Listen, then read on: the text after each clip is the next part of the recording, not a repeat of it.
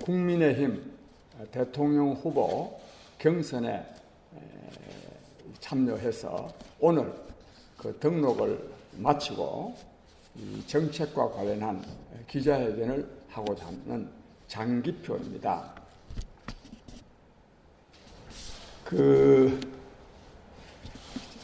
제가 생각할 때는 내년 3월 9일에 뽑힐 대통령 선거는 앞으로 가장 불행한 대통령이 되리라고 봅니다. 왜냐하면 문재인 정권의 총체적 국정 파탄으로 말미암아서 잘못된 정책, 잘못된 관행이 엄청나게 많습니다. 또 이와 관련된 단체와 개인이 또한 많습니다. 이들과 맞서 싸우려면 엄청나게 또 욕도 얻어먹고 또 심각한 또 위협도 저는 받게 되리라고 생각합니다. 그래서 저 장기표는 정말 역사상 가장 불행한 대통령이 될 것을 자임하고서 이번 대통령 선거에 나섰습니다. 특히 이 문재인 정권 하에서 나라를 망치는 정말 10적이 있습니다. 7적이 있습니다. 망국 7적이 있습니다. 오늘은 이 망국 7적 가운데 제1적이라고 할 수 있는 민주노총과 관련된 저의 의지와 이 대책을 말씀드리고자 합니다. 그러면 먼저 준비된 기자회견문을 낭독하겠습니다. 장기표 국민의힘 대선 경선 후보 정책 발표문. 저 장기표는 역사상 가장 불행한 대통령이 될 것을 자임합니다. 망국 7적 제1적 민주노총과 관련된 제 입장을 밝히겠습니다. 우선 노동기득권 해체로 청년실업 해소하자. 그다음에 노동개혁을 기치로 민주노총 위원장과의 끝장 토론을 공개 제안합니다. 존경하는 국민 여러분, 저는 20대 대선을 앞두고 이 나라 대한민국의 미래로 전진하기 위해서는 대한민국을 망국의 길로 끌고 가고 있는 망국 7적을 혁파해야 된다고 봅니다. 그 7적은 민주노총, 정교조, 공기업, 미친 집값, 탈원전, 그리고 주사파와 대깨문입니다. 오늘은 망국 7적 가운데 제1적인 민주노총 혁파에 대한 제 의지와 방안을 말씀드리고자 합니다. 나머지 6적 혁파에 대해서는 다음 기회에 말씀드리겠습니다.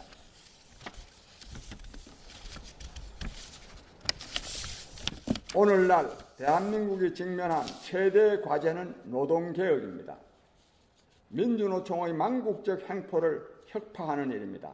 민주노총이야말로 망국적 요인이 되고 있는 청년 실업, 비정규직 양산, 납품업체 기업 노동자의 저임금과 임금 양극화, 그리고 최저임금의 과도한 인상을 통한 자영업 붕괴와 저임금 노동자들의 실직, 그리고 여기에다 기업의 기술혁신 방해와 경쟁력 약화, 또 기업의 폐업과 해외 이전 등의 주범입니다. 바로 민주노총이 이러한 망국적 요인의 주범입니다. 민주노총의 이러한 횡포로 서민경제 그리고 나아가 한국 경제가 파탄 지경에 처하고 있으니 어찌 민주노총을 망국 7적 가운데 제1적이라고 말하지 않을 수 있겠습니까? 청년 실업이 왜 생깁니까? 노동조합, 특히 민주노총의 반대 때문에 기업이 청년들을 신규 채용하지 못하기 때문입니다. 20년 이상 근무한 연봉 1억 원의 노동자 1명을 해고하면 청년 3명을 고용할 수 있고 또 노동 생산성도 크게 향상될 것입니다. 청년 실업률이 공식적으로는 9.3%로 약 40만 2천 명이나 청년 체감 실업률은 25.1%로 100만 명이 넘습니다. 일자리가 있더라도 비정규직이나 알바뿐인 알바 천국이 되고 있습니다. 청년 실업은 청년들만의 고통이 아닙니다. 그 가족의 고통이고 기업의 기술 혁신을 막아 기업의 경쟁력을 떨어뜨립니다. 그런데다 청년들로 하여금 결혼과 출산, 심지어 연애까지 포기하는 삼포세대로 만들어 출산율까지 세계 최저인 0.84까지 떨어뜨렸습니다. 청년들이 그래서 3포세대, M포세대를 넘어 이생망, 즉 이번 생에는 망했네라고 절규하고 있습니다. 청년 자살률이 인구 10만 명당 8.2명으로 OECD 평균 5.8명보다 1.4배나 높고 또 전 세계에서 두 번째입니다. 오죽하면 청춘이 구말린 청년들이 자살하겠습니까? 이래서는 나라의 장래마저 암담할 수밖에 없습니다. 그러니 청년 실업은 반드시 해결되어야 합니다. 비정규직이 많이 생기는 것도 대기업 정규직 노동자들의 과도한 고임금과 해고 불가능 때문입니다. 기업 입장에서 노동자를 정규직으로 한번 채용하면 고임금에다 해고하기가 너무 어려우니 비정규직을 채용합니다. 비정규직의 서러움을 어떻게 말로 다 표현할 수 있겠습니까? 또 민주노총이 주도하고 있는 최저임금 인상도 마찬가지입니다. 최저임금을 인상하는 것이니까 저임금 노동자와 저소득층에 도움이 될 것 같아 보이지만 현실은 전혀 그렇지 않습니다. 일부 최저임금 노동자를 제외하고는 전체적으로 저임금 노동자들을 실직으로 내몰며 자영업을 붕괴시키는 주된 요인이 됩니다. 최저임금이 16.4% 오른 다음 해인 2019년 2분기에 통계청이 발표한 가계 동향 조사에 따르면 소득 하위 20%의 근로소득은 오히려 15.3%가 줄었고 소득 상위 20%의 근로소득은 4% 늘어났습니다. 최저임금 인상이 저임금 노동자에게는 손해가 되고 고임금 노동자에게 이익이 됨을 보여주는 자료입니다. 최저임금도 받지 못하는 노동자가 320만 명을 넘는 터에 최저임금을 과도하게 인상하는 것은 빚 좋은 개살구일 뿐입니다. 결국 청년 실업 문제를 비롯한 비정규직 문제, 자영업의 도산, 기업 경쟁력 약화, 저출산 문제 등을 해결하기 위해서는 민주노총 중심의 대기업 노동조합의 횡포를 척결하는 것이 무엇보다 중요합니다. 민주노총 때문에 기업을 할 수 없다며 폐업하거나 해외로 이전하는 기업인들의 사기를 북돋기 위해서도 민주노총의 횡포를 척결해야 합니다. 그런데 이것이 대단히 어렵습니다. 정치 권력이 민주노총의 횡포를 척결하지 않은 한 민주노총의 횡포를 척결하기는 어렵습니다. 지금 민주노총은 대한민국 최고의 권력기관이 되어 있습니다. 문재인 정부는 노동 존중을 내세워 민주노총을 비호하기에 급급합니다. 타워 크레인을 사용하는 건설 현장은 민주노총과 한국노총의 세력 다툼 때문에 무법천지가 되어 있습니다. 결국 민주노총의 횡포를 척결할 수 있는 대통령이 나와서 다음과 같은 정책을 강구해야 합니다. 첫째, 기업의 인력 운용의 자율성을 보장하고 이를 반대하는 민주노총 소속 노동조합의 횡포를 제어해야 합니다. 근로기준법 제24조에 사용자는 긴박한 경영상의 필요가 있는 경우에는 근로자를 해고할 수 있도록 규정하고 있습니다.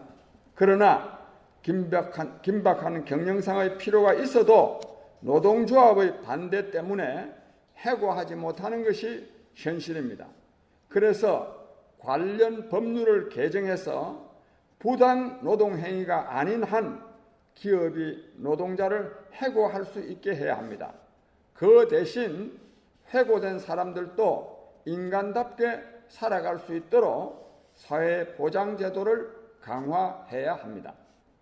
현재의 경직된 고용 조건을 유연하게 바꿔주지 못한다면 청년 고용을 높일 수도 없고 국가적 차원에서 제4차 산업혁명의 새로운 물결에도 대응할 수 없습니다. 둘째, 민주노총을 노동자 대표로 인정하지 않아야 합니다. 민주노총 조합원은 101만 명을 조금 넘는데 이것은 전체 임금 노동자 1956만 명의 5%에 불과합니다. 5%에 불과한 노동기득권자들이 전체 노동계를 대표한다는 것은 말이 안 됩니다.